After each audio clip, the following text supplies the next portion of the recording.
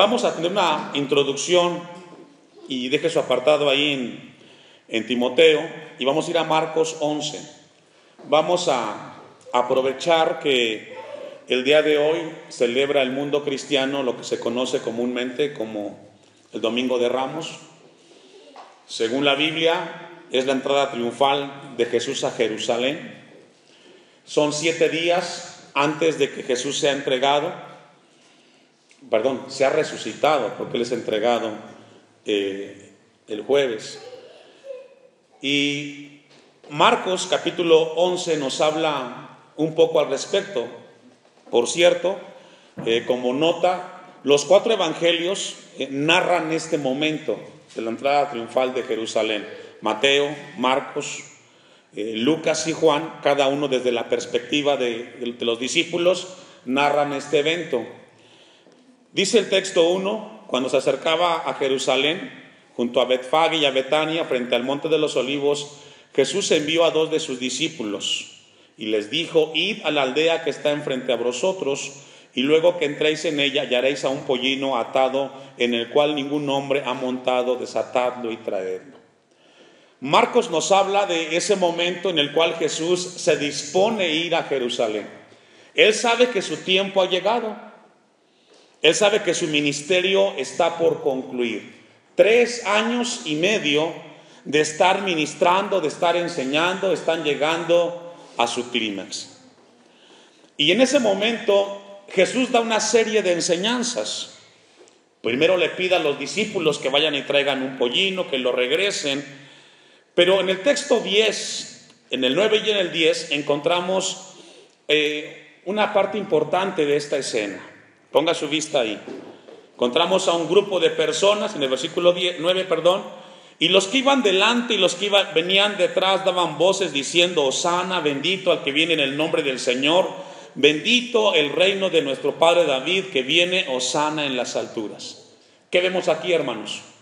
Mucha gente que ve la escena de que Jesús es coronado como rey y se rinden a Él, comienzan a aclamarlo, comienzan a exaltarlo, y algunos otros haciendo muestras ante Él y tendiendo, dice el texto, aclamando Hosana en las alturas. Dice otro pasaje de la Biblia que tendían palmeras, ramas para que entrara Jesús. Pero este mismo grupo de gente que en este momento, en este día, clamaban a Jesús, días después dirían: crucifícale, crucifícale. ¿Qué significa eso, hermanos? Que el hombre es débil y el hombre es frágil. Puede estar en un momento alabando a Dios y salir de esta puerta, ir a pecar y negar a Jesús en sus vidas. ¿Cuánto necesitamos de Cristo en nuestras vidas para no fallarle, para no negarle y para no crucificarle en nuestro corazón? Versículo 14, el 12, Al día siguiente, cuando salieron de Betania, tuvo hambre, y viendo de lejos a una higuera que tenía hojas, fue a ver si tal vez hallaba en ella algo. Pero cuando llegó a ella, nada halló, sino que hojas. Las higueras, por naturaleza, se espera que den, ¿qué, hermanos? Frutos. Es algo natural en la higuera y en todo árbol frutal, que den frutos.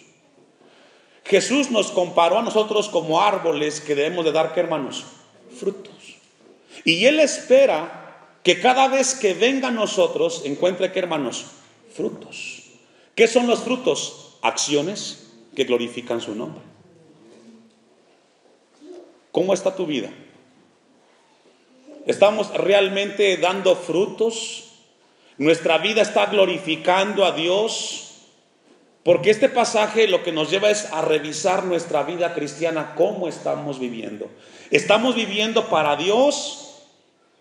Porque nos trae esta mañana Dios este pasaje para hacer una autocrítica de cada uno, hermanos.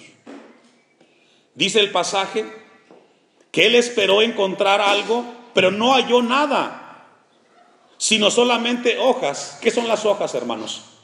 Apariencia. Apariencia. Y muchas veces como cristianos, ahí hay muchos hermanos, aparentando ser cristianos, pero su vida no está dando frutos. No hay mansedumbre, no hay humildad, no hay obediencia, no hay arrepentimiento. Y dice el texto 13, pues no era tiempo de higos. Entonces Jesús dijo a la higuera, ¿qué le dijo, hermanos? Nunca jamás coma nadie fruto de ti. ¿Qué significa eso? Juicio. Juicio, hermanos. Porque a mayor conocimiento, ¿qué, hermanos? Como iglesia local, Hashem, hemos sido bendecida con mucha palabra de Dios. Y nadie en este lugar tiene excusa de decir, pastor o señor, yo no sabía. Sabe que no es más la gloria, pero en las redes sociales, en la página de la iglesia, hay más de 1200 predicaciones subidas ahí que aquí se han predicado. Esa es una evidencia que la iglesia en este lugar ha recibido palabra de Dios vez tras vez. Y esa palabra cae sobre ti y exige de parte de Dios frutos. Frutos. Con esa introducción que observamos como iglesia local, el día que hoy muchas iglesias están celebrando como el Domingo de Ramos, por la entrada triunfal, vamos a ir al pasaje de la Biblia que el día de hoy vamos a compartir con usted, que está en 1 de Timoteo 2:1. El tema de la predicación es el deber de orar. La segunda parte, hace 8 días Dios nos ministró acerca de este pasaje que encontramos en la Biblia. Recordemos que Pablo le escribe a Timoteo 15 años después de que se levanta la iglesia. En 15 años pasan muchas cosas en la iglesia. Y Éfeso no era la excepción. Tenían muchos problemas como iglesia. Habían descuidado muchas áreas. Había mucha tolerancia en cuanto al pecado. Una de esas características que tenía la iglesia en ese momento. Había muy poca consagración de los hermanos en Éfeso. Había mucho pecado. Entonces Dios levanta al apóstol Pablo para escribir esta carta y comenzar a corregir cosas que se venían haciendo mal. Tiene esta carta como propósito, hermanos, corregir áreas de la iglesia local, y Hashem no es la excepción. ¿Sabe que cuando yo escuchaba a la hermana Evangelina invitando a la iglesia cristiana a orar, ¿qué cree que esperaba Dios de usted como iglesia? Después de la indicación que da la hermana, ¿que se quedara en su lugar? No, esperaba aquí. Porque aunado a eso, dijo el hermano Salvador, bájese de dónde. Pero ¿sabe qué? Ahí se quedó usted. Ahí se quedó. Ya Dios le habló y le dijo, usted no es capaz de humillarse aquí, porque no es un favor a Dios, ni tampoco corresponder a lo que da la hermana o el hermano o el pastor. Dios nos habla de diferentes formas, hermano, entienda eso. Y cuando usted recibe una invitación de esa magnitud, lo que Dios espera de usted es ¿qué? Obediencia. Y que Dios lo ayude, que tenga usted misericordia. ¿Sabe por qué? Se quedó en su orgullo. No es para cumplir caprichos, es porque Dios nos está hablando, hermanos, a dar ¿qué? Frutos. Frutos.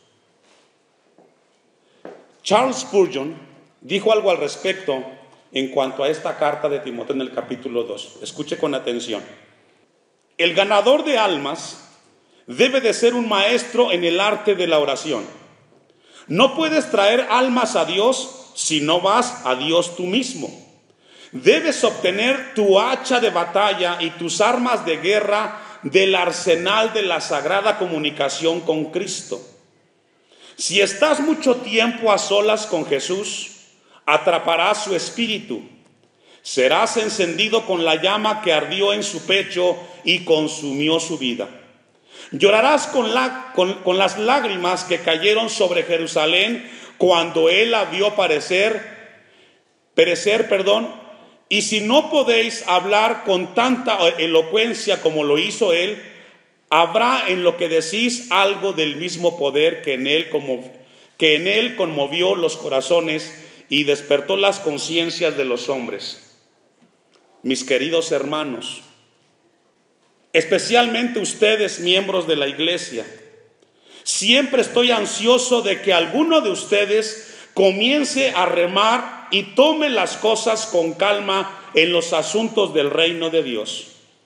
Hay algunos de ustedes, les bendigo en el nombre de Dios y les recuerdo a ustedes que están a tiempo y fuera de tiempo en el fervor de ganar almas, si sois lo verdaderamente sabios.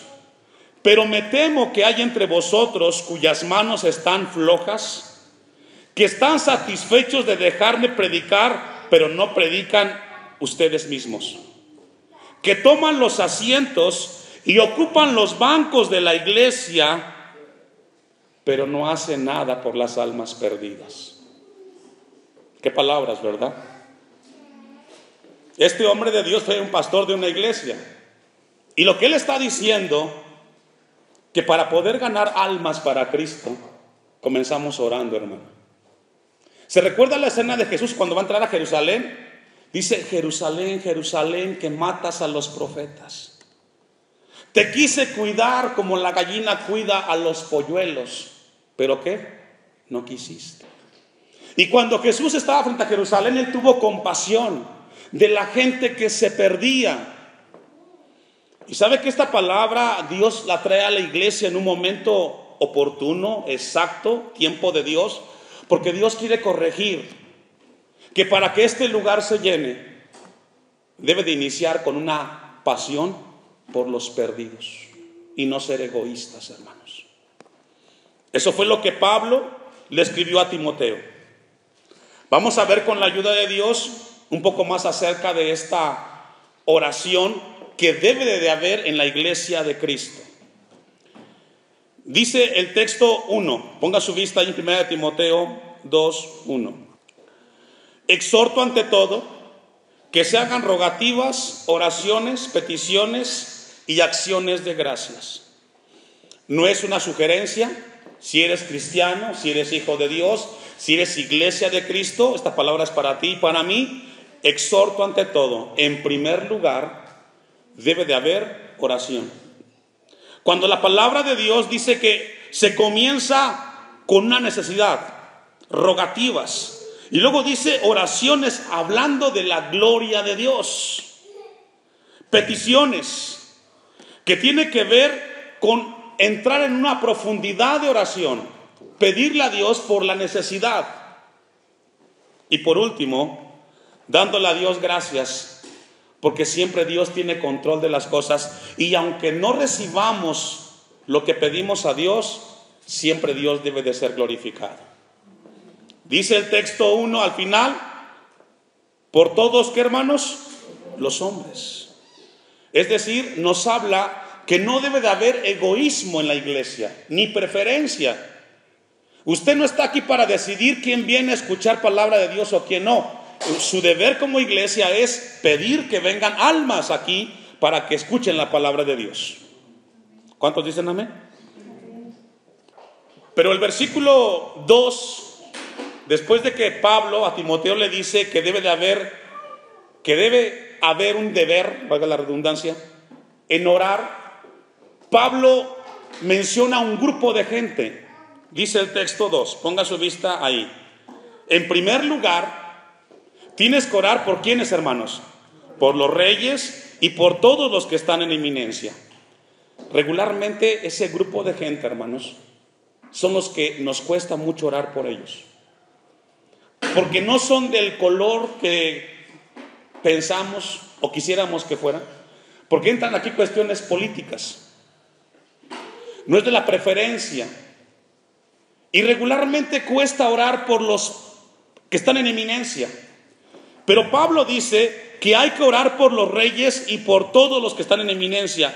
Fíjese que cuando yo leía esto, Dios me ministró mucho, porque yo regularmente oraba por ellos, que Dios les diera sabiduría para gobernar. Pero el punto de la Biblia es diferente.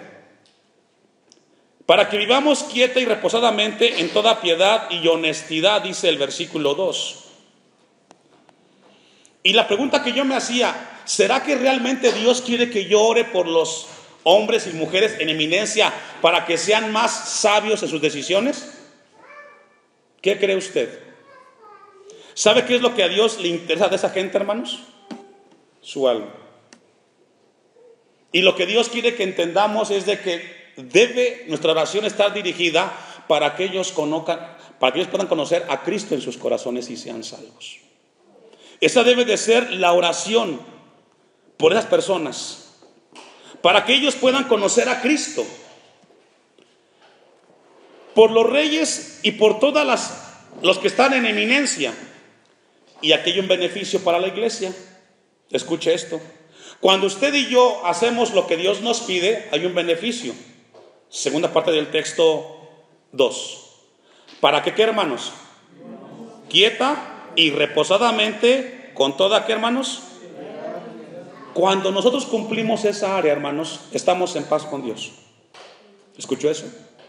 Cuando usted está pidiendo en esa dirección, usted está viviendo quieta y reposadamente. No tiene problemas espirituales con el Señor. Cuando usted no lo hace, usted está mal delante de Dios, porque Dios nos dice: tu deber es orar por ellos, para que vivas quieta y reposadamente. Fíjese que la palabra quietud que encontramos ahí significa ausencia de perturbaciones externas. Y la palabra reposadamente significa ausencia de disturbios y turbulencias internas. Cuando usted y yo oramos en esa dirección, tenemos una paz interna y una paz externa con la gente que nos rodea, porque en lugar de juzgarlos y criticarlos, le pedimos a Dios que los salve y que tenga misericordia. ¿Escuchó eso? Lo veo serio y pensativo. Quiero pensar que Dios le está hablando y ahora le deja una responsabilidad, porque ahora su deber como iglesia es hacer esto, hermanos. Miren lo que Pablo dice en Primera de Tesalonicenses capítulo 4, versículo 11. Vaya conmigo. Dejo un apartado ahí. Primera de Tesalonicenses capítulo 4, versículo 11. La iglesia tiene un objetivo, y es orar por los perdidos. Y esto implica amor y compasión, incluyendo a los líderes que nos gobiernan.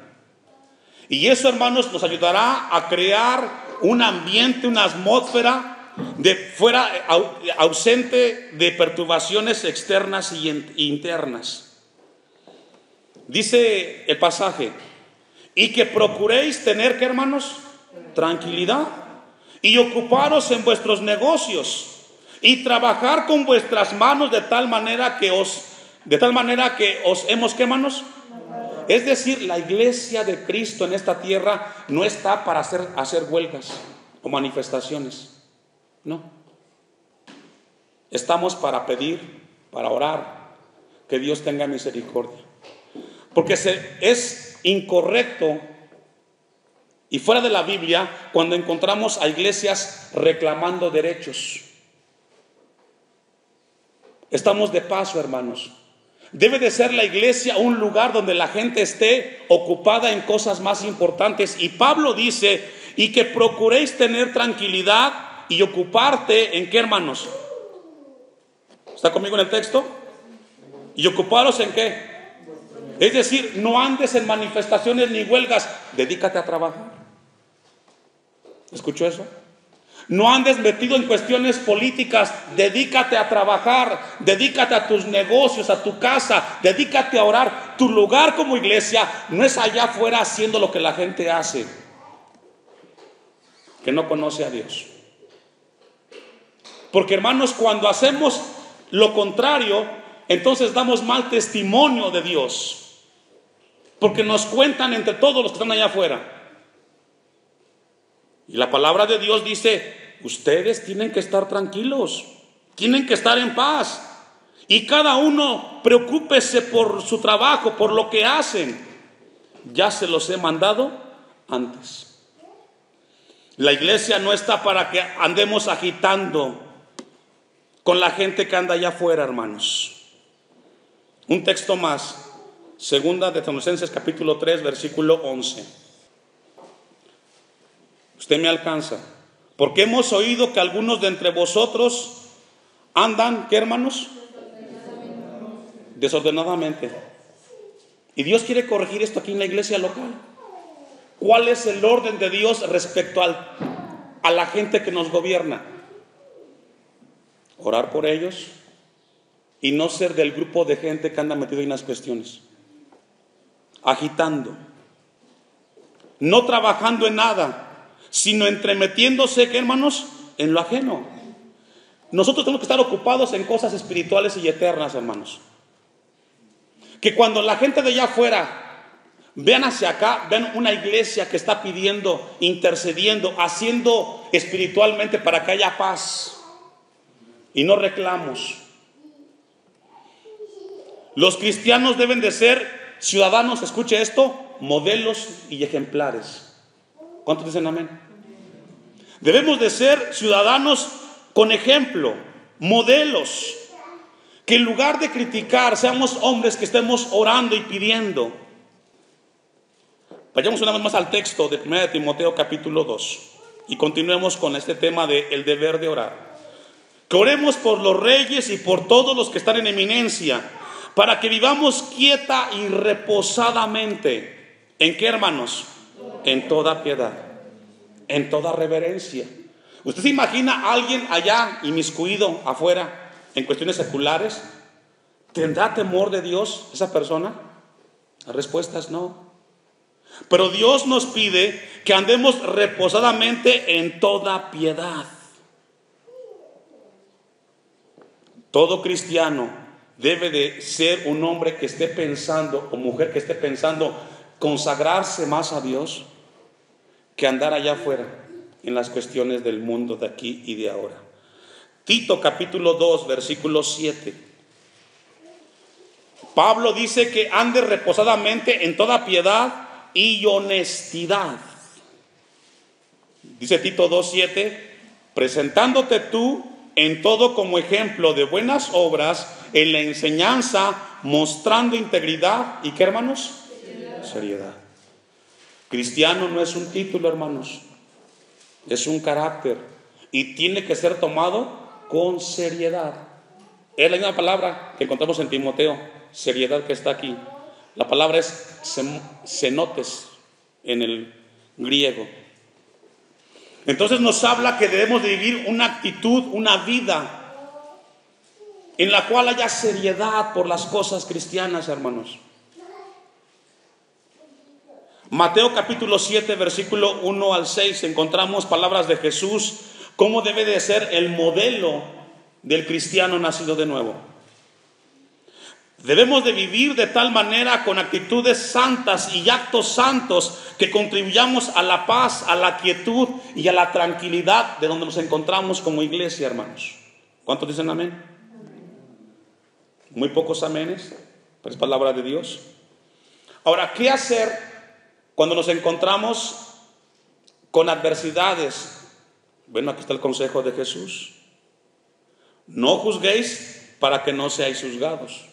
Si no sabes, no señales. Porque con el juicio con que juzgáis, seréis juzgados, y con la medida con que medís, os será medido. ¿Y por qué miras la paja que está en el ojo de tu hermano y no echas de ver la viga que está en tu propio, ¿qué, hermanos? Aquí Jesús lo que quiere decir es de que antes de que veas y critiques al de enfrente, reflexiona. Quizás tienes más problemas tú con tu carácter, con tu manera de ser. Por eso Pablo a Timoteo le dice, ora por ellos. Ora por ellos. Porque tú no sabes lo que él está viviendo y por qué no puede gobernar como él quisiera gobernar. Ora por ellos. Y no importa quién esté allá enfrente, el deber de la iglesia es orar por la gente que está en eminencia. En primer lugar, que sea salvo, que conozca a Cristo, y después que le dé sabiduría. ¿Y por qué miras la paja que está en el ojo de tu hermano y no echas de ver la viga que está en tu propio ojo? O cómo dirás a tu hermano, déjame sacar la paja de tu ojo y he aquí la viga en el ojo tuyo. Hermanos, lo que Pablo nos quiere hablar en la carta a Timoteo es cómo debe de ser nuestra oración y los beneficios que hay en ella. Un texto más, ahí en Mateo 5:43 en adelante. Lo que Dios quiere hablar esta mañana como iglesia a nosotros es de que no seamos de los que estén causando caos y problemas en la sociedad, sino que seamos hombres y mujeres con ejemplo y modelo que provoquemos y promovamos la paz donde estamos. Oíste que fue dicho, amarás a tu prójimo y aborrecerás a tu enemigo, pero yo os digo, dice Jesús, amad ¿a quiénes? A vuestros enemigos, bendecid a los que os maldicen, haced bien a los que os aborrecen, ¿y qué? Palabras de Jesús, hermano. Aquellos que nos ofenden, aquellos que nos caen mal, aquellos que nos critican y que nos señalan como cristianos, como iglesia, el deber es que es orar por ellos. Orar por ellos. ¿Cuántos dicen amén? Ahora, ¿por qué tengo que orar por los perdidos, pastor? A veces me preguntan, si ni los conozco, ¿por qué debemos de orar? Vamos al pasaje 1 Timoteo 2:3 en adelante. Vamos a contestar 3 preguntas. ¿Por qué orar por los perdidos? ¿Por qué orar por las almas de los hombres? ¿Y cuál es el propósito? Y encontramos a partir del texto 3 hasta el 8 la razón por la cual Dios nos pide a la iglesia a ser hombres y mujeres de oración. Y dice el texto 3, porque esto es ¿qué? Esto es bueno y agradable. ¿Qué es bueno y agradable, hermanos? Orar por ¿quiénes? Por los perdidos. A veces, hermanos, algunos critican, es que el hermano y la hermana ora hasta por lo último de la tierra. Bueno, Dios pone en el corazón del hermano o de la hermana orar por gente que ni siquiera conoce. ¿Y sabe por qué? Porque esto es bueno. ¿Por qué orar por los perdidos? ¿Por qué orar por las almas de los hombres? ¿Y cuál es el propósito? Porque esto es bueno y agradable delante de Dios nuestro Señor. El cual, dice el 4, quiere que todos los hombres, tus amigos, tus vecinos, tus enemigos, ¿qué, hermanos? Sean salvos. No seas un obstáculo para Dios. No seamos piedras de tropiezo para Dios. Seamos hombres y mujeres que faciliten que el evangelio fluya y corra, hermanos. Debe de ser la iglesia la que esté interesada por las almas perdidas. Cuando aquí iniciamos como iglesia, vimos una buena cantidad que llegaron. Dios puede volver a hacer la obra y traer más gente a este lugar. Pero Dios quiere tratar con la iglesia, que es deber no solo del pastor, ni del hermano Salvador, ni los que están aquí enfrente dirigiendo, de todos los cristianos, orar por los perdidos. ¿Cuántos dicen amén? A partir de hoy tiene usted el deber como cristiano en su casa pedir por Timilpan, por la gente de este lugar y del mundo entero, donde Dios le vaya mostrando. Pero primero Jerusalén, aquí. ¿Cuántos dicen amén? El cual quiere que todos los hombres sean salvos y vengan al conocimiento de la verdad, porque hay un solo Dios y un solo mediador entre Dios y los hombres, Jesucristo hombre, el cual se dio a sí mismo en rescate por todos, de lo cual se dio testimonio en su debido tiempo. Para esto yo fui constituido predicador y apóstol. Para eso fui alcanzado, para que la gente conozca. Pero Pablo dice que eso es bueno. Es decir, es moralmente correcto para un cristiano orar por los perdidos. Cuando habla de que eso es bueno, hermanos, estaremos en paz con Dios. Cuando usted no está orando por la gente que no conoce a Cristo, sea quien sea, usted no está bien con el Señor, aunque usted venga al templo. Usted viene como religioso, pero está viviendo fuera de la voluntad de Dios. Dios quiere que oremos por los perdidos. Dice el texto: para esto yo fui constituido, dice el apóstol Pablo. Versículo 8. Quiero pues que los hombres, ¿qué, hermanos? Oren en todo lugar, levantando manos. ¿Qué significa eso? Que cuando tú ores, estés bien con Dios, estés sin orgullo, sin pecado. Que cuando tú te rindes al Señor, esté tu vida a cuentas con el Señor. Manos santas, no con orgullo en tu corazón, no con avaricia, no con prejuicios, con un corazón limpio, hermanos. Por eso Dios nos viene hablando constantemente en los últimos domingos y martes: cuando vengas a la casa de Dios, ponte a cuentas con el Señor, para que tu oración sea elevada al cielo, al Señor, con un corazón limpio, sin prejuicios. Y hoy fue el examen. Hoy fue el examen. No fue la hermana, insisto, hermanos, es Dios. Queremos que Dios haga la obra. Queremos que Dios nos escuche. Dice el texto: con manos santas. Y sigamos leyendo. ¿Sin qué? Sin ira y ni contienda.